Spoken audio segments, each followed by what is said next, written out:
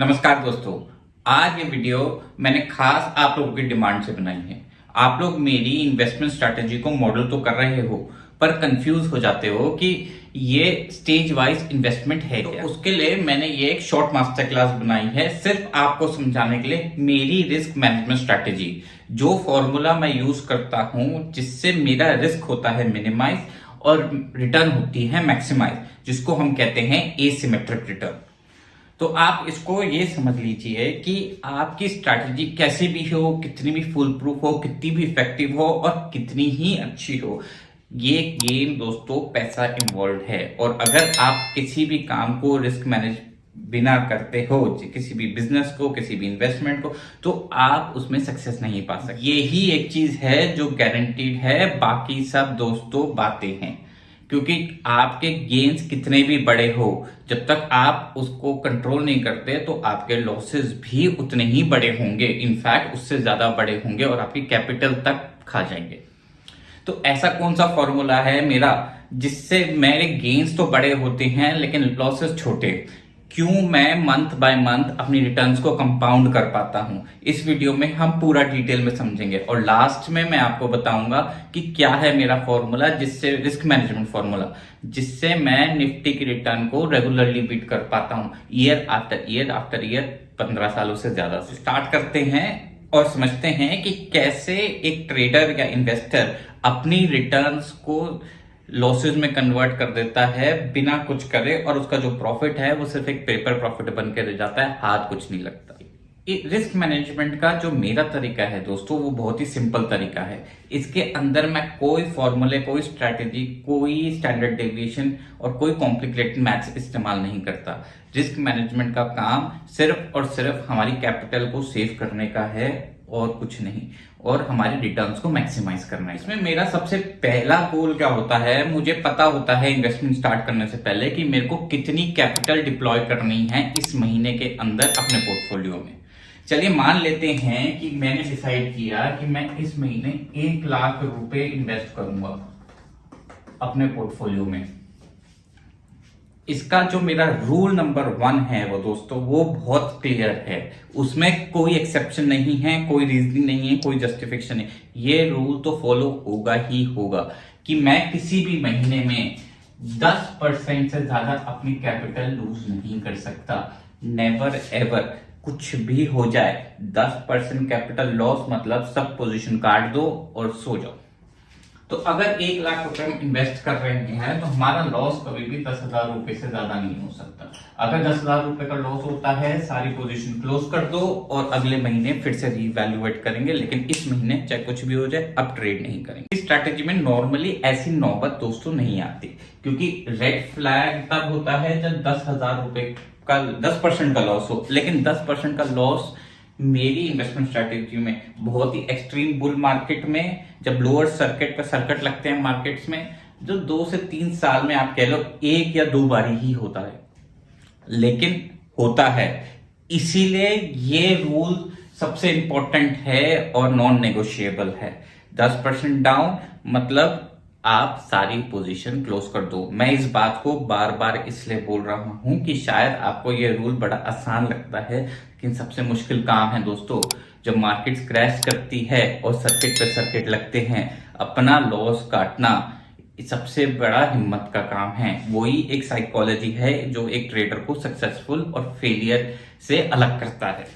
अब आते हैं कैपिटल एलोकेशन पे। ये तो हो गया हमारा 10% का लॉस की स्ट्रेटेजी। 1 लाख रुपए की हमने कैपिटल डिप्लॉय करनी है। जनरली हमारी लिस्ट में 3 से 5 स्टॉक नॉर्मल सिनेरियो में होते हैं रेडार पे, जिनको हम ब्रेकआउट वॉच कर रहे होते हैं, जिसमें हमें इन्वेस्टमेंट की उम्मीद होती है कि हम इस महीने इन्वेस्ट करेंगे। ये देखिए मार्केट के ऊपर डिपेंड करता है। कई बार ये स्टॉक 2 से 3 भी हो सकते हैं, कई बार ये स्टॉक 8 से 10 तक भी चले जाते हैं। अगर हम मान के चलते हैं ऑन एन एवरेज 3 से 5 स्टॉक है, तो हम कहते हैं हमें 5 स्टॉक्स में इन्वेस्ट करना है ये 1 लाख रुपए। और ब्रेकआउट स्टॉक से मेरा क्या मतलब है, सुपर परफॉर्मेंस स्टॉक, उनके बारे में जानना है दोस्तों। उसके लिए मैंने पूरी एक मास्टर क्लास निकाली हुई है, वो आप आराम से जाके देख सकते हैं। ये वीडियो सिर्फ उन स्टॉक्स की रिस्क मैनेजमेंट के ऊपर डिस्कस करने के लिए है। स्टॉक्स को आइडेंटिफाई करना, उनमें इन्वेस्टमेंट करना और उनकी सारी इंडिकेटर समझना, उसके लिए आप इस वीडियो को देखें। और अगर आप चैनल पे नए हैं तो मैं हूं राहुल जैन, आपका फाइनेंशियल मेंटोर, और ये है मेरी फैमिली, मार्केट क्या कहती है फैमिली। इसका गोल है आपको आपकी फाइनेंशियल फ्रीडम तक पहुंचाना, आपकी सक्सेस गारंटी करना और आपको सिखाना कैसे आप जी सकते हैं अपनी लाइफ को अपनी टर्म्स के ऊपर। तो अब वापस आते हैं अपनी स्ट्रैटेजी के ऊपर। तो हमारे पास 1 लाख रुपए हैं जो हमें इन्वेस्ट करने हैं। हमारे पास 5 स्टॉक्स हैं, तो 5 स्टॉक्स का मतलब हुआ हमें इक्वली इसके अंदर डाइवर्सिफाई करना है। मतलब 20,000 रुपए से ज्यादा हम किसी स्टॉक में इन्वेस्ट नहीं कर सकते। अगर 5 है, अगर 4 है तो 25,000 के ऊपर हम इसको 5 स्टॉक से लेके चलेंगे। 20% यानी 20,000 रुपए से ज्यादा आप स्टॉक के अंदर कभी भी ब्रेकआउट के बाद इन्वेस्ट नहीं कर सकते। अब ये जो 20% यानी 20,000 रुपए हैं, इसको हम स्टॉक के अंदर 3 स्टेजेस में इन्वेस्ट करेंगे। स्टेज 1 पे हम इन्वेस्ट करेंगे दोस्तों 25% यानी 5,000 रुपए। स्टेज 2 पे हम इन्वेस्ट करेंगे 50% यानी 10,000 रुपए। और स्टेज 3 पे हम इन्वेस्ट करेंगे बैलेंस 25% 5,000 रुपए। और जब ये इन्वेस्टमेंट पूरी 20,000 हो जाएगी, उसके बाद हम इसको बोलेंगे fully loaded in the stock. और जब हम फुल्ली लोडेड हो जाएंगे स्टॉक के अंदर, तो हम इस स्टॉक के अंदर बिल्कुल और कैपिटल डिप्लॉय नहीं करेंगे। हो सकता है कि अगले महीने में जाके वो एक नया ब्रेकआउट दे और ये इन्वेस्टमेंट खड़ी रहे और दोबारा हमको स्ट्रेटेजी के हिसाब से अपॉर्चुनिटी मिले स्टॉक में और इन्वेस्ट करने की, तब भी हम यहां से स्टार्ट करेंगे अपनी कैपिटल डिप्लॉय से, उसका परसेंटेज लेंगे और स्टेज 1 से फिर इन्वेस्ट करना स्टार्ट करेंगे, चाहे हमारी पुरानी पोजीशन खड़ी है या नहीं। तो हम वापस आए, अगर हम अब स्टेज 1 पे, तो स्टेज 1 पे जब हम अपना 25% यानी 20% का 25% डिप्लॉय करते हैं, वो उसकी वजह दोस्तों ये होती है क्योंकि ये इसका सबसे पहला ब्रेकआउट होता है और इसमें सबसे ज्यादा रिस्क होता है स्टॉक का रिवर्स करने का या हमारे स्टॉप लॉस ट्रिगर होने का। तो अगर हमारा स्टॉप लॉस ट्रिगर होता है इस स्टेज पे, तो हमारा लॉस होता है सिर्फ दोस्तों 500 रुपए का। 500 रुपए से मेरा मतलब है 0.5% का। अगर हम अपने कैपिटल डिप्लॉय का 0.5% का लॉस करके स्टॉक को आइडेंटिफाई कर लेते हैं कि ये आगे रन करेगा कि नहीं, आई डोंट थिंक इससे बेटर आपको कोई रिटर्न का फॉर्मूला मिलेगा। मैं यहाँ पे दोस्तों जो है स्टॉप लॉस 10% का लेके चल रहा हूँ, लेकिन नॉर्मली बहुत ही एक्सट्रीम वॉलेटाइल मार्केट्स में ही हम 10% का स्टॉप लॉस लेते हैं। जनरली स्टॉप लॉस उससे हमेशा कम ही रहता है और उसका ट्रिगर होना हमारा साइन होता है कि ये स्टॉक अभी रेडी नहीं है अपनी रैली में जाने के लिए। अगर ये स्टॉक रैली पे जाने के लिए रेडी होता है तो हमारा स्टॉप लॉस ट्रिगर नहीं होता, फिर हमको मिलता है हमारा सेकंड स्टेज 2 का ब्रेकआउट। और इस स्टेज 2 के ब्रेकआउट पे हम 50% कैपिटल डिप्लॉय करते हैं, क्योंकि दोस्तों जब मार्केट ने हमको ये स्टेज 2, ये हमारा ब्रेकआउट 1 है, ये हमारा ब्रेकआउट 2 है, जब मार्केट यहां से इंडिकेट करती है तो हमें सबसे स्ट्रॉन्ग इंडिकेशन मिलता है कि हमारा स्टॉक एक सुपर परफॉर्मेंस स्टॉक है, इसमें इंस्टीट्यूट्स इंटरेस्टेड है, इसमें बाइंग स्ट्रॉन्ग है और हम रेडी हैं इसकी रैली में पार्टिसिपेट करने के लिए। तब हमारा स्टॉप लॉस 10% का और ऐड कर देते हैं तो हमारा स्टॉप लॉस हो जाता है दोस्तों 1,000 रुपए। ऑल्दो इस समय तक हमको जो एश्योरेंस मिल चुका होता है उसके बेसिस पे ये स्टॉक जो है ये ऑलरेडी ब्रेकआउट पे है, तो इसमें रिस्क तो मिनिमाइज हो गया, तो इसलिए हमने इन्वेस्टमेंट बढ़ा दी। अब टोटल जो हमारा लॉस हो सकता है दोस्तों वो है 1,500 रुपए, यानी 1.5% कैपिटल हम लूज कर सकते हैं अगर हमारा स्टॉप लॉस ट्रिगर होता है। लाइक आई सेड, जनरली ये 10% नहीं होता, लेकिन हम लोग इसको 10% मान के चल रहे हैं। वर्स्ट केस सिनेरियो में अगर सर्किट हिट होते हैं, अगर हम अपना स्टॉप लॉस पे अपनी पोजीशन क्लोज नहीं कर पाते और हमें गैप डाउन मिलता है, तो उस कंडीशंस के मार्जिन को लेके हुए ही हम 10% काउंट कर रहे हैं आपका 1.5% का लॉस। और इसके बाद अगर हमारा स्टॉप लॉस हिट नहीं होता है, फिर हम आते हैं अपनी स्टेज 2 की बाइंग पे, जो हमारा थर्ड ब्रेकआउट होता है। स्टेज 3 की बाइंग पे, सॉरी, स्टेज 3 की बाइंग पे हम 25% जो बैलेंस 25% हमारी एलोकेशन की कैपिटल होती है, हम उसे डिप्लॉय करते हैं। उस पर भी हम 10% का स्टॉप लॉस लगाते हैं। हमारा लॉस 2000 रुपए का हो गया अगर हमारा स्टॉप, लेकिन इसमें risk is minimum because we have received already 2 breakouts, यानी ये स्टॉक रैली तो कर रहा है, लेकिन क्या वो कितना रैली करेगा वो ही रिस्क रहता है। तो इस वजह से, और 25% हम क्यों करते हैं? 25% हम इसलिए करते हैं क्योंकि हम अपनी रिटर्न को नाउ मैक्सिमाइज करना चाहते हैं। तो 75% की कैपिटल डिप्लॉयड है, इसकी रिटर्न को मैक्सिमाइज करने के लिए हम थोड़ा सा और इन्वेस्ट करते हैं एवरेज करके, जिससे हमको जो रिटर्न, टारगेट रिटर्न्स हैं, वो एक मैक्सिमम लेवल पे मिले। और अगर हम 5 स्टॉक में इन्वेस्टेड हैं और मान लीजिए जो हमारा 1 या 2 स्टॉक्स 10% स्टॉप लॉस 20% की रिटर्न दे देता है या 30% की रिटर्न दे देता है, तो ऑटोमेटिकली दोस्तों हमारे जो अगले स्टॉप लॉसेस हैं उनका रिस्क तो कवर हो जाता है। और दोस्तों जैसे हमारा गोल रहता है रिटर्न निकालने का 15 से 20 से 30% हर स्टॉक के अंदर, जो हमारी एवरेज रिटर्न रहती है, अगर हम उसको मानते हैं कि हम इस स्टॉक में 20% रिटर्न पे निकाल लेते हैं 20,000 पे, तो हमको 4,000 रुपए मिलते हैं, यानी 4% की रिटर्न। तो जो हमारा 10% का रिस्क है वो रह जाता है सीधा 6% का।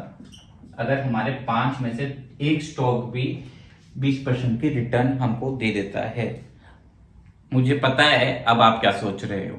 आप सोच रहे हो अगर मैं अपने विनिंग स्टॉक में सिर्फ 20% तक ही इन्वेस्ट करूंगा तो रिटर्न मुझे क्या मिलेगी, मैं मार्केट में अपनी वेल्थ कैसे क्रिएट करूंगा। तो अगर हमको अपनी कैपिटल ही लूज करनी है तो हमारे पास कोई गोल नहीं है दोस्तों इन्वेस्टमेंट करने का। हमारा गोल अपनी कैपिटल को लूज करना नहीं है, बल्कि उस पर रिटर्न निकालने का है। और रिटर्न भी कौन सी रिटर्न निकालनी की, जो हम निकाले ज्यादा और हर एक एसेट क्लास से ज्यादा।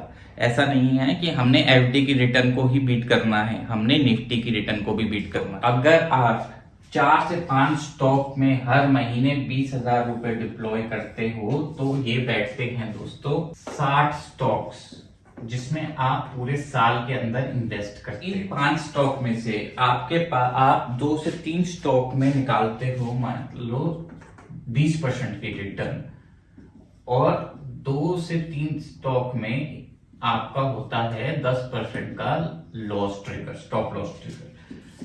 तो कितना हुआ, ये हुआ दोस्तों 36 में आपने निकाली 20% यानी 4,000 रुपए की रिटर्न, और 24 स्टॉक में आपने किया 10% का लॉस यानी 2,000 रुपए का लॉस। तो ये मैं आपको वर्स्ट केस सिनेरियो बता रहा हूं।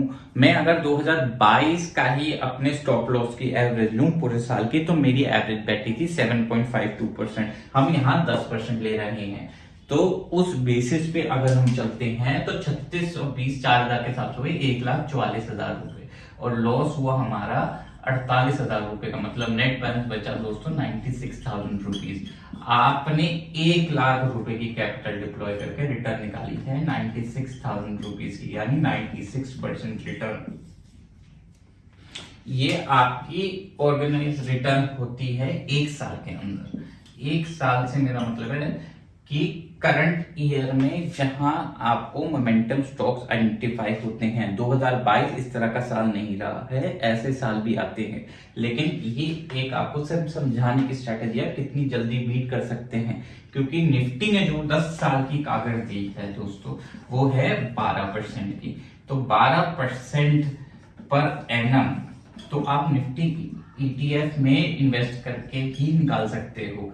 आपको उसमें कुछ करने की जरूरत नहीं, अपनी SIPs करो और आराम से रिलैक्स करो। अगर आप इसको बीट नहीं करते कम से कम 3 गुना, 5 गुना या 10 गुना से, तो आप एक ट्रेडर नहीं हो, आप एक सक्सेसफुल ट्रेडर नहीं हो, आप अभी सीख रहे हो।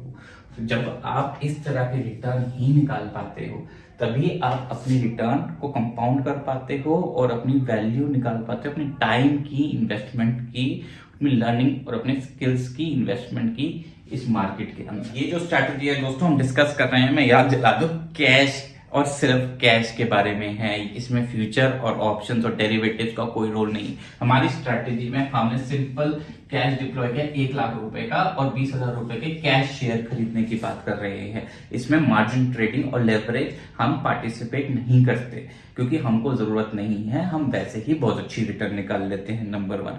नंबर 2, अगर आपकी इन्वेस्टमेंट बोरिंग नहीं है तो ये समझ लेना आपकी इन्वेस्टमेंट सही नहीं है। यही एक रूल है जो 18वीं सेंचुरी से लैरी हाइट, मार्क मिनर्विनी, रे डालियो और वॉरेन बुफेट और जिनको आप जानते हैं बहुत अच्छी तरह, राकेश झुनझुनवाला, सब इन्वेस्टमेंट में यूज करते थे।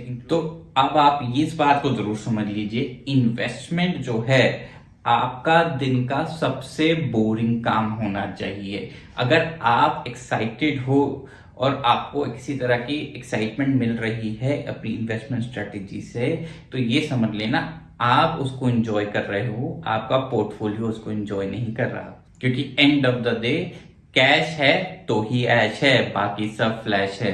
और अगर आप जानना चाहते हो कि मैं ये स्टॉक्स कैसे आइडेंटिफाई करता हूं, उसके लिए आप इसके बाद इस वीडियो को जरूर देखिएगा। गुड बाय एंड जय हिंद।